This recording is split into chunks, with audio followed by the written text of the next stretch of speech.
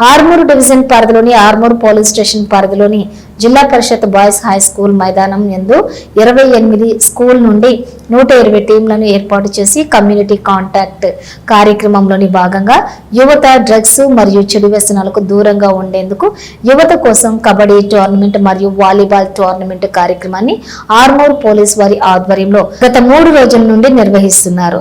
ఈ కబడ్డీ టోర్నమెంట్ మరియు volleyball tournament కు ముగింపు కార్యక్రమంలో Nizamabad police commissioner P Sai Chaitanya IPS హాజరుగా పాల్గొన్నారు. అనంతరం పోలీస్ కమిషనర్ మాట్లాడుతూ ప్రియమైన యువకులకు మీరందరూ ఈ కబడ్డీ టోర్నమెంట్ మరియు వాలీబాల్ టోర్నమెంట్ లో ఉత్సాహంగా పాల్గొని ఆటలో స్ఫూర్తిని చూపించినందువలన ప్రతి ఒక్కరికి హృదయపూర్వక అభినందనలు తెలిపారు. ఇది కేవలం ఒక ఆట మాత్రమే కాదని మిమ్మల్ని నైతికంగా, శారీరకంగా, మానసికంగా బలంగా తీర్చే ఒక మంచి సాధనంగా కూడా భావించాలని సూచించారు. ఈ రోజు మన సమాజంలో యువత పెద్ద ఎత్తున మత్తు పదార్థాల వైపు ఆకర్షితులవుతుందని, ఇది ఒక ప్రమాదకరమైన మార్గమని, ఒకసారి ఆ వ్యసనాల్లోకి అడుగు పెడితే జీవితాన్ని పూర్తిగా నాశనం చేసుకునే ప్రమాదం ఉందన్నారు. యువత దేశ భవిష్యత్తు. మీరు ఆరోగ్యంగా ఉంటూ మంచి ఆశయాలతో పట్టుదలతో ముందుకు సాగాలని, ఇలాంటి క్రీడా కార్యక్రమాలు మీకు సానుకూలమైన దారిలో దిశానిర్దేశం చేస్తాయన్నారు. మిమ్మల్ని వ్యసనాల నుంచి దూరంగా ఉంచి సహజీవనాన్ని, క్రమశిక్షణను, మానవతను నేర్పుతాయన్నారు. మన బాధ్యతలు మనమే గుర్తించాలని, మంచి స్నేహితులను, మంచి అలవాట్లను ఎంచుకోవాలని, మీరు చేసిన ప్రతి మంచి పని మీ కుటుంబాన్ని, సమాజాన్ని గర్వపడేలా చేస్తుందన్నారు. పోలీస్ అమరవీరులు వాళ్ళ యొక్క ప్రాణాన్ని మన యొక్క శాంతి భద్రతలు కాపాడడానికి ప్రాణత్యాగం చేశారు. 191 పోలీస్ పర్సన్స్ చనిపోయారు. ఈ సంవత్సరంలోనే 191 మంది పోలీస్ పర్సన్స్ చనిపోయారు. ఎట్లాగా? ఇట్లాంటి గ్యాంగ్ లీడర్స్తో ఫైట్ చేస్తూ, ఇట్లా టెర్రరిస్ట్తో ఫైట్ చేస్తూ, నక్సలైట్స్తో ఫైట్ చేస్తూ మన శాంతి భద్రతలు కాపాడడానికి వాళ్ళు ప్రాణం వదిలేసుకున్నారు. సో వాళ్ళందరికీ వాళ్ళ ప్రాణం త్యాగానికి మనం గుర్తుపెట్టుకుంటూ, ప్రాణం మించింది ఏమైనా ఉంటుందా? ప్రాణం మించి చదువు ఉంటుందా? ప్రాణం మించిన డబ్బులు ఉంటాయా? ప్రాణం మించి ఇంకేమైనా ఉంటాయా? లగ్జరీస్ ఉంటాయా? ఫుడ్ ఉంటుందా? అటువంటి ప్రాణాన్ని వాళ్ళు వదిలేశారు మన కోసం, మన యొక్క శాంతి భద్రతల కోసం. సో వాళ్ళందరికీ మనం ఇచ్చే కానుక ఏంటి అంటే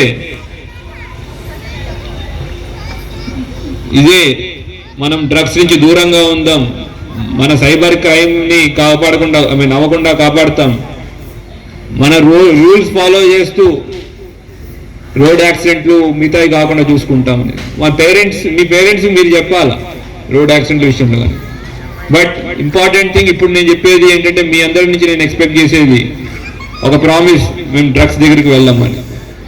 సే నో టు, గట్టిగా say no to, say yes to, say yes to, say no to, say yes to, say no to, say yes to.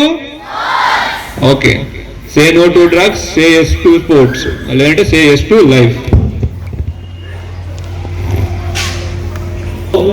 పిల్లలు, మీరు ఈ ప్రామిస్ని రోజు స్కూల్కి వచ్చే ముందు, లేదంటే స్కూల్ కంప్లీట్ అయిన తర్వాత కంపల్సరీగా మీకు మీరే మాట్లాడుకుంటే చాలు, మనం ఈ డ్రగ్స్ నుంచి దూరంగా మన ఇండియాని స్ట్రాంగ్ చేసుకుంటూ వెళ్ళొచ్చు. ఓకేనా? Okay, thank you. మీ క్రీడా స్ఫూర్తితో ఈ యొక్క స్టేడియం, ఈ యొక్క కాంప్లెక్స్లో లైవ్లీనెస్ తీసుకొచ్చారు. చాలా స్పోర్టివ్గా ఆడారు అండ్ చాలామంది మెడల్స్ గెలిచారు, కొంతమంది ఓడిపోయారు. సో బట్ వాట్ లెసన్ మనం ఏం నేర్చుకున్నాం? మెసేజ్ ఫ్రమ్ మై సైడ్ ఏంటంటే, ఫస్ట్ థింగ్ ఫార్మోస్ట్ అసలు కాన్సెప్టే ఎందుకు అంటే, say no to drugs, say yes to life or say yes to sports. మనం డ్రగ్స్ నుంచి ఎంత దూరంగా ఉంటే మన జీవితం అంత బాగుంటుంది, మనం అంత హ్యాపీగా ఉంటాం అని చెప్పే ఉద్దేశంతోనే ఈ యాక్టివిటీ పెట్టడం జరిగింది. సో డ్రగ్స్ వల్ల ఎన్నో నష్టాలు ఇందాక కూడా ఒక స్కిట్ ద్వారా చెప్పారు. ఇంపాక్ట్ ఎంత ఎక్కువ ఉంటుంది అని చెప్పడానికి. నేను ఇక్కడ రాకముందు నార్కోటిక్స్ డ్రగ్ కంట్రోల్ విభాగంలోనే పనిచేశాను. అయితే అక్కడ మేము చూసిన విషయం ఏంటి అంటే, ఇండియా మీద డైరెక్ట్గా గెలవలేక, ఇండియాతో యుద్ధం చేస్తే ఎట్లా ఓడిపోతారని తెలిసి మన పక్క దేశం వాళ్ళు డైరెక్ట్గా యుద్ధం చేయలేక ఈ డ్రగ్స్ అనే ఆయుధాన్ని థియరీ ఆఫ్ 1000 కట్స్ అనే దాంట్లో తీసుకొచ్చారు. మీకు తెలిసిన చాలా మంది గ్యాంగ్ లీడర్స్ ఉంటారు. బిష్నోయ్ గ్యాంగ్ ఉంటుంది, లారెన్స్ బిష్నోయ్. అతన్ని తీసుకొచ్చింది పెట్టింది ISI. ఎందుకు అంటే డ్రగ్స్ని ఇండియాలోకి పంపించడానికి. హఫీమ్ అనే డ్రగ్ ఏదైతే రాజస్థాన్ ఏరియాలో ఎక్కువ తీసుకుంటారో అది ఇండియాలో పెరగదు. అది పెరిగేదంతా ఆఫ్ఘనిస్తాన్, పాకిస్తాన్ ఏరియాలో. మరి ఈ మనల్ని డైరెక్ట్గా యుద్ధంలో మన మీద డైరెక్ట్గా గెలవలేక వీళ్ళు స్మగల్ చేస్తున్నారు.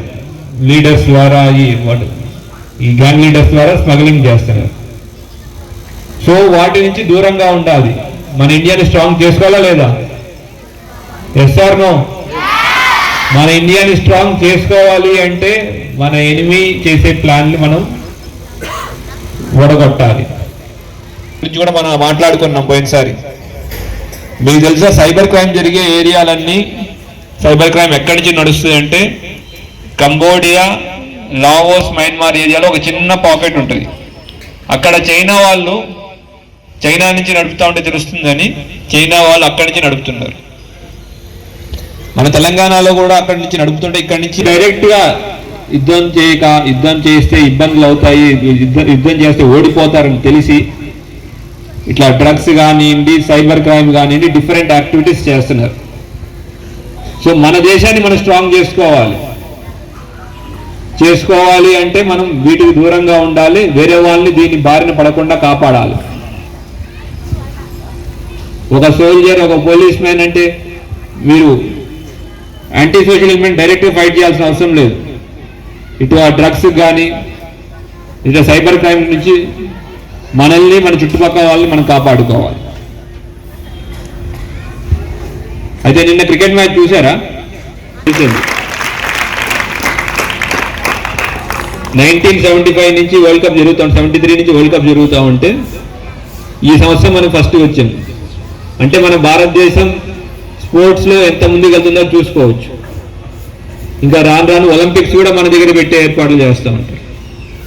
వీటిలో అన్నిట్లో మనం అభివృద్ధి చెందాలి, ముందుకు వెళ్ళాలి అంటే మనం ఇటువంటి యావగేషన్స్ ఇలా మాట్లాడుకున్నట్టు టొబాకో కానివ్వండి, లేదంటే డ్రగ్స్ కానివ్వండి, సైబర్ క్రైమ్ నుంచి కానివ్వండి, మనల్ని మనం కాపాడుకోవాలి, మన చుట్టూ ఉన్న వాళ్ళని కాపాడుకోవాలి.